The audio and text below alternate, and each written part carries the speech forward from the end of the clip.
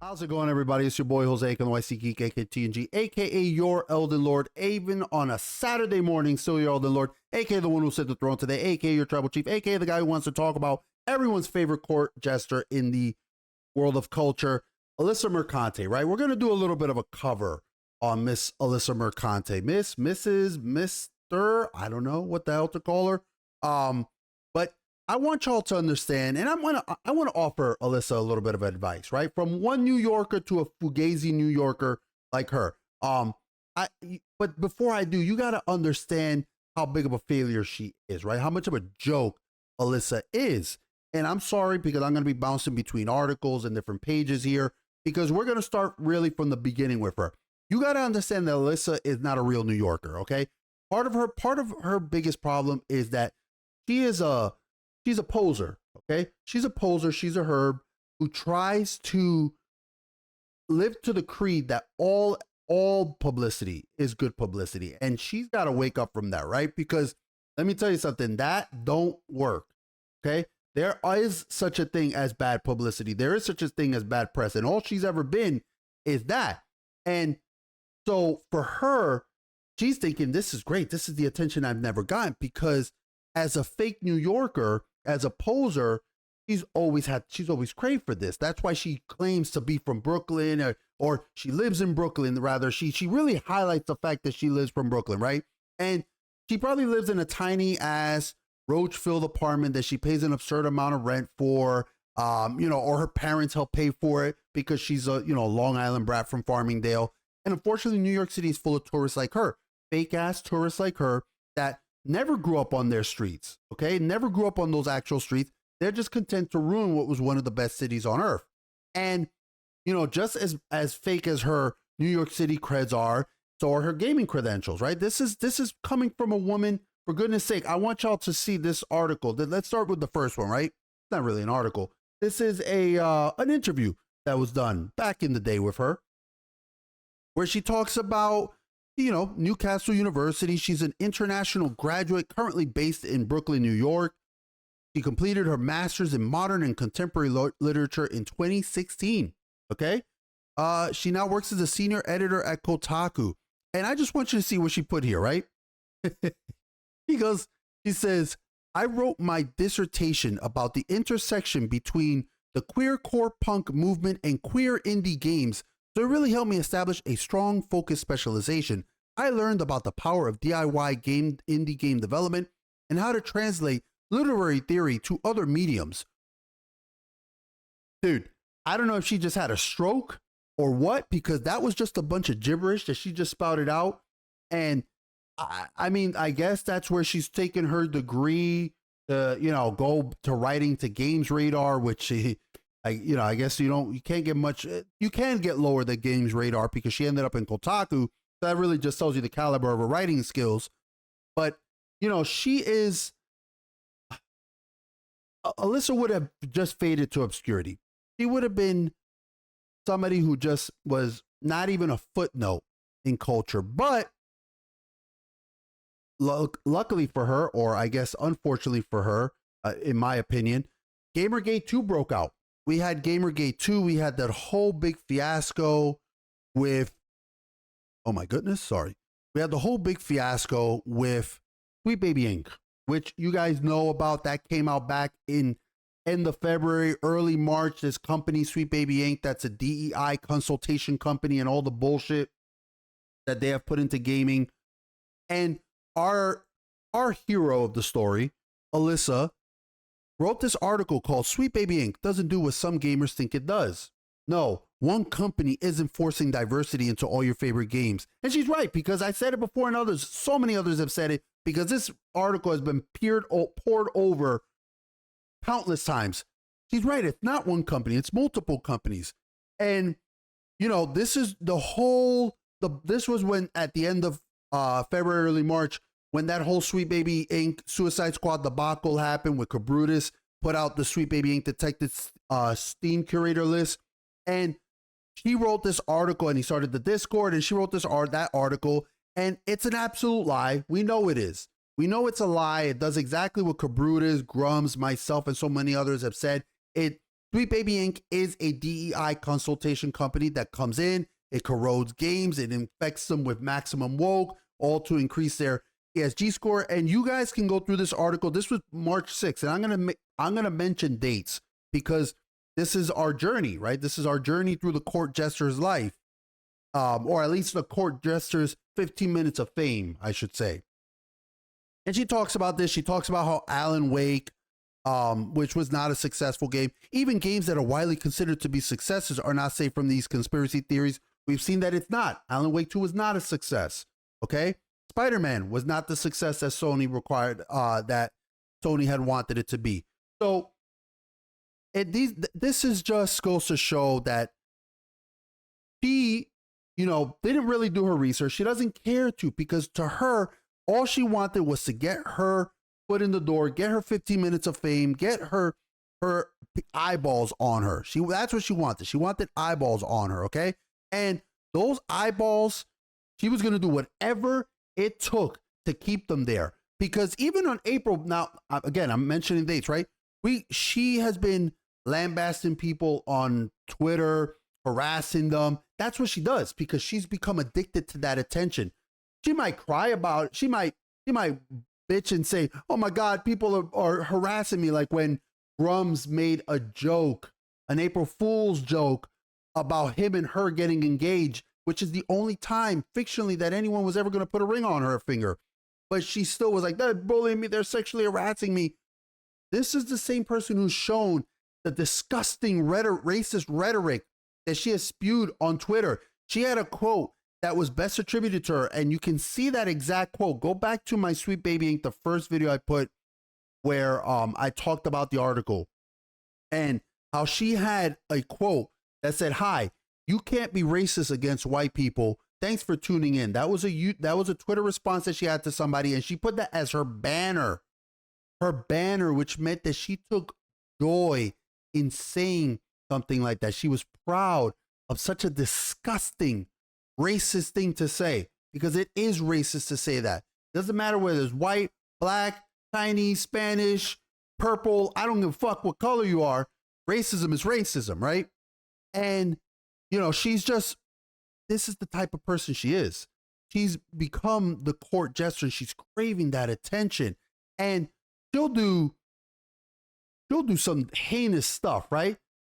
She will go over and harass people and stalk them on Facebook. This is to Smashjt. Now, remember, we started in March. We've done April. We've done stuff now in May where Alyssa Mercante contacted Smashjt's wife in full-on unhinged meltdown. I don't know if maybe she got hit with a spat of jealousy that she's never going to be somebody's wife. I don't know. But she texted Smashjt and said, anyway, I found your wife's Facebook, and ask what she thinks about the husband of her children, which you'll never have, harassing women online and laughing when they share that someone they're supporting has been threatening to kill them for weeks.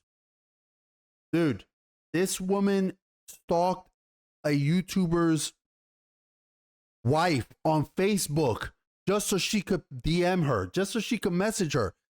That's the levels of loser that Alyssa Mercante reaches. Like, it's crazy. And then she put a list of, people, or she was like, oh, people are making, videos about me and whatnot. And this is further highlights her hypocrisy. Because this was May 25th now. She made a list saying this is an incomplete collection of YouTube videos about me and the creators that make them. I'm not watching these because, yes, she is. She's watched every single one of these goddamn videos because she is like this. Oh my God, people are talking about me. They're talking about me. Because I'm sure they would cause irreparable psychic damage. But this is just something you all should see. I didn't make the cut. Maybe when she finishes her collection, maybe this video might. Who knows? And I hope that she takes it from a place of advice, because there will be advice towards the end for you, Alyssa. Through the roasting. But she made this collection, and this is what we're talking about, the hypocrisy, because she made a list. She made an article. She went on this whole thing. Her whole bursting into fame came from her bitching about Cabrutus creating a list on Sweet Baby Inc. Okay, and the games that Sweet Baby Inc. were involved in. It's okay for her to make a list. It's so crazy, right? It just, these people, this woman lacks complete awareness. When you are this much of a failure, and you have not touched grass or been touched by grace, you don't know you don't have the social cues, okay? Now, she got mad at Cabrutus and wrote that article about him making a list, but here she is making a list too. So what's good for thee is, rules for thee, not for me. I don't know, right? But now the most recent thing that happened was earlier this week, we're going to talk about, is she went on a Froscarin type rant. If you don't remember who Froscarin was this woman who was involved with G4, and she was helped expedite their demise. She wasn't the only reason that G4 collapsed. She wasn't the only reason, but she definitely helped seal their fate. And, Alyssa is like, well, shit, hold my beer. Let me see if I could do the same goddamn thing for Kotaku. Because look at what this dumb cunt is doing now. She went and earlier this week she tried to explain why she refused multiple fight offers because she issued a challenge to fight. Okay? She issued a challenge to fight, and this is from the Park Place. And Kotaku senior editor Alyssa Mercante is attempting to explain why she's refusing to fight anyone after being the one to issue a challenge to fight. Because that's what she is. She's a crybaby, right? She's the kind of person who will start the fight with you. She'll swing at you. She'll slap you. She'll curse your mama. But the moment that you do anything back towards her, you shove her, you fight back, oh my God, they're harassing me. They're threatening me. So, she's surrounded by a couple people on this casting couch. And, we'll look at this video, okay? Because I want to play it just so you guys can hear it. You know what I want? This gentleman What here. you really want? Oops, I'm sorry. I want people in the industry to be a little bit louder about people being mean to other people, and maybe say it's not a good thing. Yeah. Maybe say we don't. Wouldn't it? Now, you heard her. She wants people in the industry, and we're going to read the exact same thing the exact thing she wrote here. She wants people in the industry to be a little bit louder about people being mean to other people, and maybe say it's not a good thing. Maybe say we don't want you around if you're going to be a cunt. Alyssa, dude, are you not hearing that? If you're going to be a cunt and hateful in the games industry naturally because anyone is making them to be, hold on. I got to reread this woman because for someone who majored in literature, what the hell? Give me a second here. I want people in the industry to be a little bit louder about people being mean to other people and maybe say it's not a good thing. Maybe say we don't want you around if you're going to be a cunt and hateful and the games industry naturally not because anyone is making them be diverse because the world is diverse, you stupid motherfucker. And if you have a problem with that, come fight me physically, bitch. You hear that, right? So we'll go back to John Trent's video just so we can hear coming from the horse's mouth. Very, very mean. She calls. She is very mean. She tries to get people run out. Yep. She's been accused, wouldn't it? I want you around if you're going to be a cunt Yeah. and hateful, and that the games industry is diverse naturally, not because anyone's making them be diverse, because the world is diverse. Stupid motherfucker. Except we know that is completely and 100% wrong.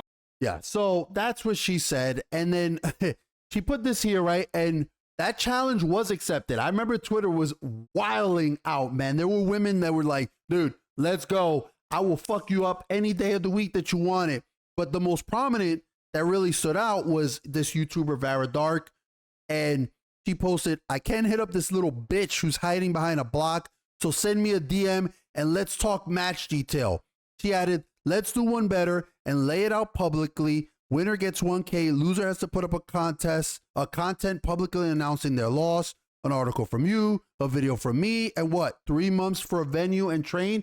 Yo, Vara was giving this girl training time. Okay, he was giving her training time, and I know Keemstar was involving himself in this. He was trying to get it all together. people want to see this woman get her ass whooped, right? But of course, she, made excuses and anything that she could to say, no, I can't fight. Hold on. We're gonna go back to that article, to the Park Place article, because I want you to see a little bit more of this. Like, this is, Old Man Grim posting this video, Alyssa Mercante's Frost 2.0. And I'm gonna touch on that. I will touch on that towards the end when I give her my advice. Just a reminder that this smug, narcissistic bitch is 100% indicative of the types of freaks, feminists, and weirdos that comprise the entirety of the activists who make up the modern video game industry. And they hate most of us old school gamers. 100% Old Man Grim. 100%. And YouTuber Vara Dark simply wrote, "Challenge accepted, sweetheart," while sharing 3 trophies for first place in judo competition. Woo! Yo, judo? Yo, Vara Dark was about to judo flip this bitch. Look, she put her trophies down. Damn, man. Oh, and La Reina Creole also wrote, "As Miss Alyssa has me blocked, I guess she won't accept a fight from a black woman. I'm so down for that throwdown. Come at me, you racist heifer." Ooh. Yo, Alyssa had me blocked a long time ago. Otherwise, I'd be like, "Look, my wife will come fuck you up too, man." My wife, 6 foot tall, would beat her ass. Let me tell you. And obviously she initially attempted to entertain Dark's challenge, albeit she began putting her own stipulations on the fight. He wrote, "No prize money, charity only." I like it. I like that. That's fine. "You can't stream it for your bigot viewers." That's fine. That's fine, dude. I'm sure Vara would have been like, "Dude, let's go. I will put up double whatever the hell money you want."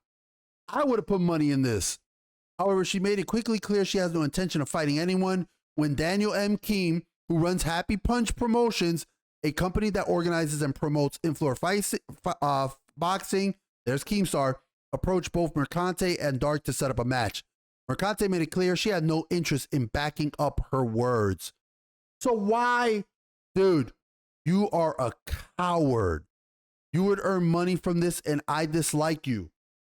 There's so many ways that you can do this without any of the people you dislike. Dude, I am very sure you could find some liberal hippie bullshit place to be the ones to front it, and they could be the ones to make money out of it, right? But you're a coward, Alyssa. You're not only are you a hypocrite, not only you're a joke, you're also a coward. So anyway, she quickly withdrew from that fight. YouTuber Vara Dark and many others gave her that legit challenge accepted meme. I don't know her capabilities as a fighter. I doubt she's ever even been in an actual fight her whole life. And this is probably one of the latest things that we've gotten from our friend here, Alyssa Mercante. Okay. And we're getting towards the end of this video because she wrote an article about the acolyte because she's so desperate to stay on the cultural zeitgeist that, she's like, I gotta talk about the acolyte, even though I probably know nothing about Star Wars.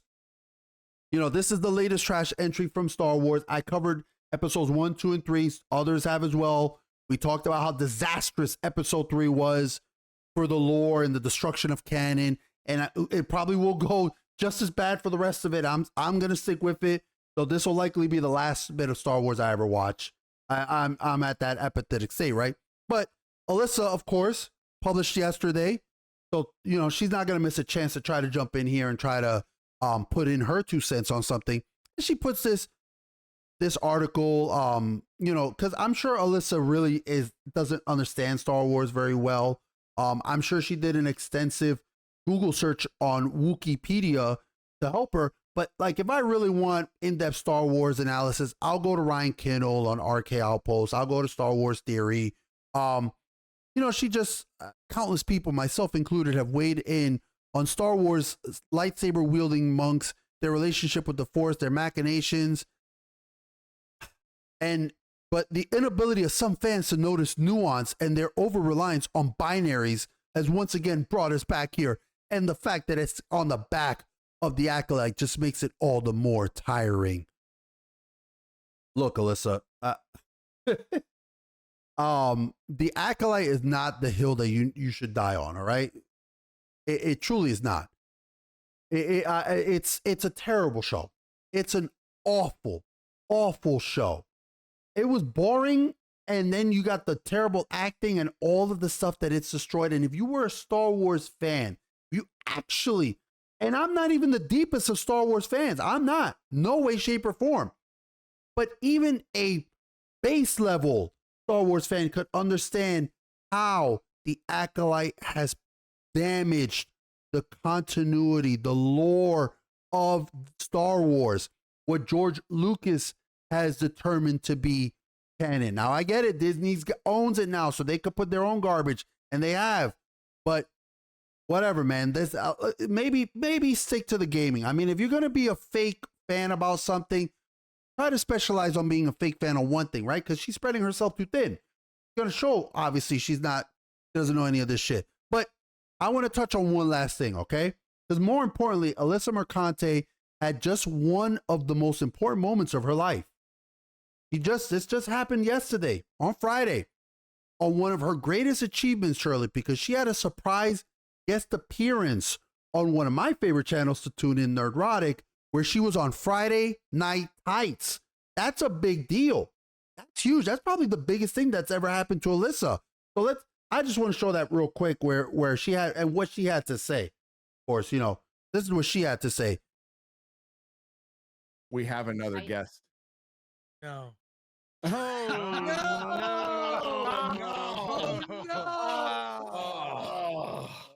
Alyssa Mercante, everybody. I would clap, but I'm not going to.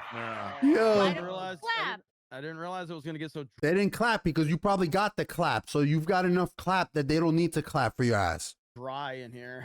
It's Like a me. Sahara desert. Well, hello. It's me, Alyssa Mercante, head lesbian at Kotaku. Well, welcome to the show, I think. Okay. All right. I'm not gonna go much longer into this because obviously that's not the real Alyssa Mercante. That's Chrissy Mayer. She's a comedian. She's fucking funny. She did the same thing. Where she did a Frostgaren parody a while back. You guys, if you haven't checked it out, please check out everybody that you saw on screen there. Check them all out. I'm sure you already know about them. You gotta. But if you haven't, check out Chrissy Mayer and, you know, Nerdrotic and Geeks and Gamers and Az and all of them. They're all fucking hilarious. And they are at the forefront of all this. They are at the forefront of trying to push back against all this woke garbage and people like Alyssa. I saw that video and I could not stop laughing. The fact that oh man, you gotta watch Chrissy impersonator.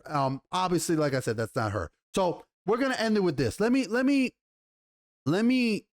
turn this away from all of you guys because I've been talking to all of you and running down Alyssa and, you know, highlighting who she is and what her whole thing is and how she found her 50 minutes of fame, right?